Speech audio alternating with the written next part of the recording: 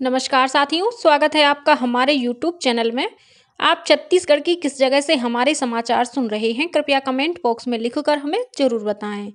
रायपुर से प्रस्तुत हैं छत्तीसगढ़ के प्रादेशिक समाचारों के साथ में रजनी शुक्ला। पहले मुख्य समाचार।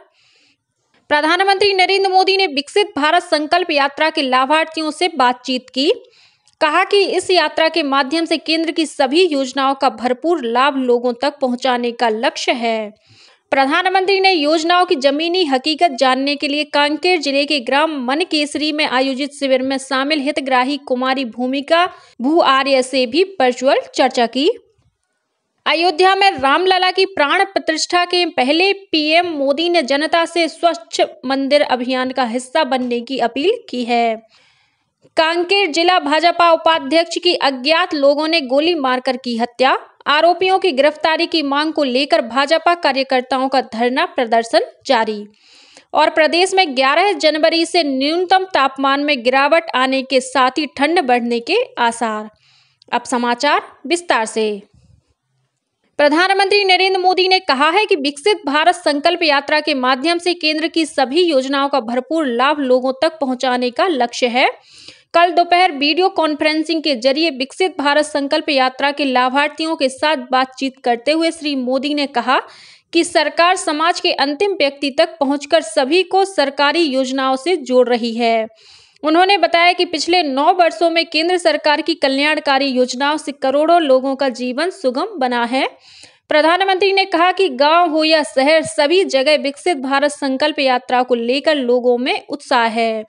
उन्होंने कहा कि इस यात्रा का सबसे बड़ा उद्देश्य यही है कि सरकारी योजनाओं के लाभ से कोई भी व्यक्ति वंचित नहीं रहना चाहिए। श्री मोदी ने कहा कि विकसित भारत संकल्प यात्रा ने 2-3 दिन पहले ही 50 दिन की यात्रा पूरी कर ली है और 11 करोड़ लोगों ने इसमें भाग लिया। प्रधानमंत्री ने योजनाओं की जमीनी हकीकत जानने के लिए विकसित भारत संकल्प यात्रा के तहत छत्तीसगढ़ के कांकेर जिले के ग्राम मनकेसरी में आयोजित किए जा रहे शिविर के हितग्राहियों से वर्चुअल चर्चा की। उन्होंने कहा कि आदिवासी क्षेत्रों में निवासरत लोगों के जीवन स्तर में सुधार लाने के लिए विभिन्न योजनाएं बनाई गई हैं। इस मौके पर उन्होंने ग्राम भानबेड़ा की रहने वाली कुमारी भूमिका भू आर्य से भी चर्चा की। विकसित भारत संकल्प यात्रा केंद्र सरकार की प्रमुख योजनाओं की जानकारी देने के लिए देश भर में आयोजित की जा रही है। इस यात्रा के जरिए सरकार सुनिश्चित कर रही है कि समयबद्ध तरीके से इन योजनाओं का लाभ सभी लक्षित लाभार्थियों तक पहुंचे।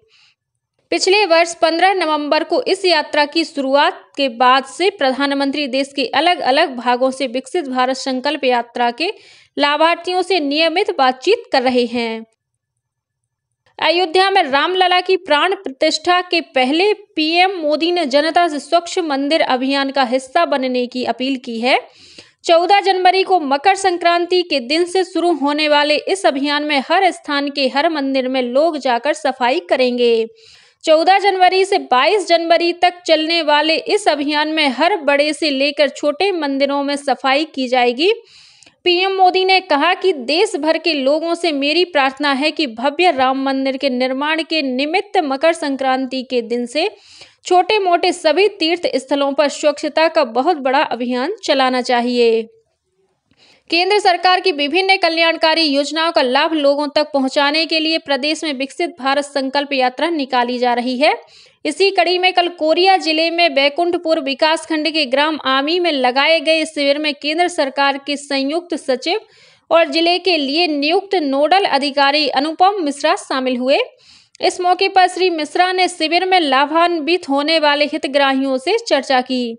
इस दौरान शिविर में 70 वर्षीय एक महिला ने पारंपरिक सुआ गीत गाकर शिक्षा के महत्व को रेखांकित किया।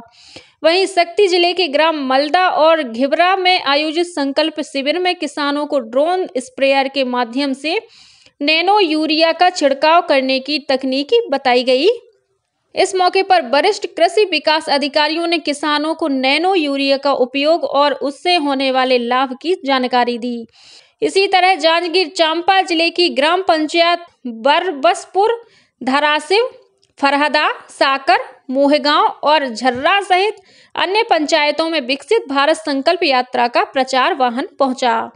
उधर राजनांदगांव जिले में भी विकसित भारत संकल्प यात्रा की मोबाइल वैन जिले के दूरस्थ गांवों तक पहुंच रही है। इस दौरान केंद्र सरकार की योजनाओं से अब तक वंचित रहे लोगों को इन योजनाओं का लाभ पहुंचाया जा रहा है।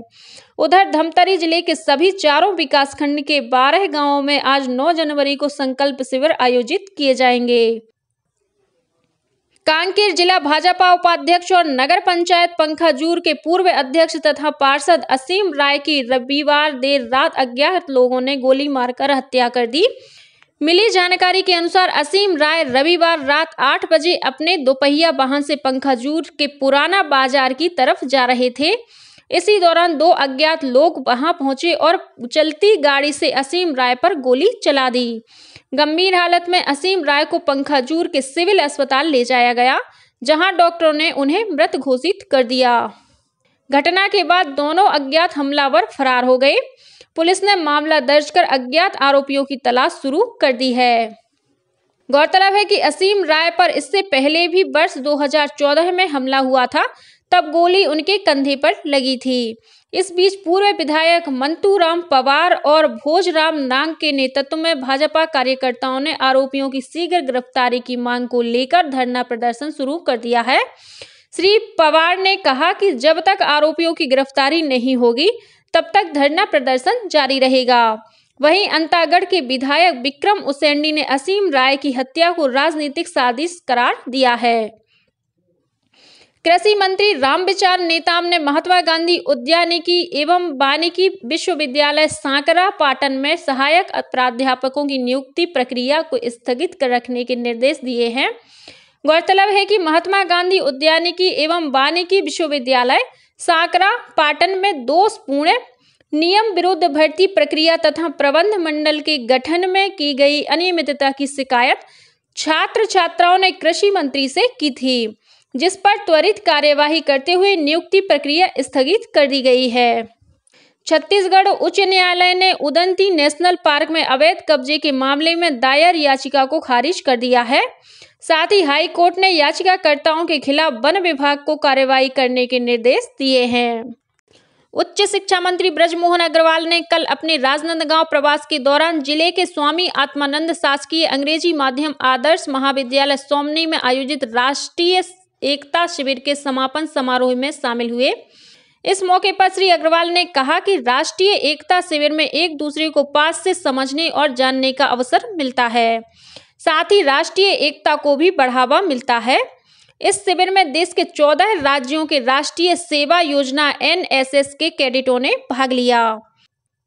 राजनांदगांव में आयोजित 67वीं राष्ट्रीय शालेय क्रीड़ा प्रतियोगिता में छत्तीसगढ़ की बास्केटबॉल बालक और बालिका टीम ने स्वर्ण पदक हासिल किया है। बालक वर्ग में छत्तीसगढ़ की टीम ने फाइनल मुकाबले में दिल्ली को और बालिका वर्ग में हरियाणा को हराकर यह उपलब्धि हासिल की। इस मौके पर आयोजित पुरस्कार वितरण समारोह में स्कूल शिक्षा मंत्री बृजमोहन अग्रवाल शामिल हुए। गौरतलब है कि 4 से 7 जनवरी तक आयोजित इस प्रतियोगिता में छत्तीसगढ़ सहित आंध्र प्रदेश, चंडीगढ़, दिल्ली, गुजरात, हरियाणा, हिमाचल प्रदेश और जम्मू कश्मीर सहित विभिन्न राज्यों की 30 टीमों ने हिस्सा लिया था। पूर्व मुख्यमंत्री भूपेश बघेल के पिता नंद कुमार बघेल का कल सुबह निधन हो गया। वे 89 वर्ष के थे। स्वर्गीय बघेल पिछले कुछ समय से अस्वस्थ चल रहे थे और उनका राजधानी रायपुर के एक निजी अस्पताल में इलाज चल रहा था। नंद कुमार बघेल का कल 10 जनवरी को गृह ग्राम कुरूड़दीह में अंतिम संस्कार किया जाएगा। राज्यपाल विश्वभूषण हरिचंदन, मुख्यमंत्री विष्णुदेव साय, विधानसभा अध्यक्ष डॉक्टर रमन सिंह, नेता प्रतिपक्ष डॉक्टर चरणदास महंत और प्रदेश कांग्रेस अध्यक्ष दीपक बैज ने भी श्री बघेल के पिता के निधन पर शोक व्यक्त किया है। और अब पेश है मौसम का हाल। प्रदेश में आगामी 11 जनवरी के बाद ठंड में बढ़ोतरी होने की संभावना है। मौसम विभाग से मिली जानकारी के मुताबिक पश्चिमी विक्षोभ में एक द्रोणिका बनी हुई है। इसके असर से प्रदेश में आज सरगुजा संभाग के 1-2 जिलों में बादल छाए रहने की संभावना है। मौसम शुष्क रहेगा और मध्य तथा उत्तर छत्तीसगढ़ में न्यूनतम तापमान में वृद्धि होने की संभावना है। 11 जनवरी से न्यूनतम तापमान में तेजी से गिरावट आ सकती है। और अब कुछ अन्य खबरें संक्षेप में। मुख्यमंत्री विष्णुदेव साय ने अंबिकापुर प्रवास के दौरान कल मां महामाया मंदिर में विधिवत पूजा अर्चना कर आशीर्वाद लिया और प्रदेश की तरक्की, शांति और खुशहाली की कामना की। राजस्व मंत्री टंकराम वर्मा ने कल बलौदाबाजार भाटापारा जिला मुख्यालय में आयोजित मुख्यमंत्री शिक्षक गौरव अलंकरण समारोह में नवाचारी रचनात्मक प्रयोग के लिए जिले के 18 शिक्षकों को शिक्षा दूत और ज्ञानदीप पुरस्कार से सम्मानित किया। इनमें 15 शिक्षकों को शिक्षा दूत और 3 शिक्षकों को ज्ञानदीप पुरस्कार प्रदान किया गया। अखिल भारतीय कांग्रेस कमेटी के महासचिव और छत्तीसगढ़ प्रभारी सचिन पायलट आगामी 11 जनवरी को रायपुर स्थित प्रदेश कांग्रेस मुख्यालय में कांग्रेस कमेटी के सभी मोर्चा संगठन और प्रकोष्ठ प्रदेश अध्यक्षों की बैठक लेंगे।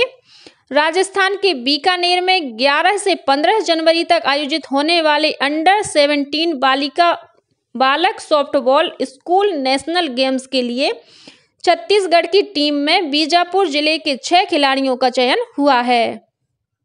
दुर्ग के पद्मनाभपुर थाना क्षेत्र में धनौरा हनौद मार्ग पर 2 मोटरसाइकिलों के बीच हुई भिड़ंत में एक युवक की मौत हो गई। शक्ति जिला मुख्यालय में स्थित पेट्रोल पंप के पास अज्ञात वाहन की ठोकर से बाइक सवार एक कांग्रेस कार्यकर्ता की मौत हो गई। और जांजगीर चांपा जिले के कोटमी सोनार गांव के पास एक वाहन के पलट जाने से 10 से ज्यादा लोग घायल हो गए हैं। इसी के साथ छत्तीसगढ़ के समाचारों का ये बुलेटिन समाप्त हुआ। नमस्कार।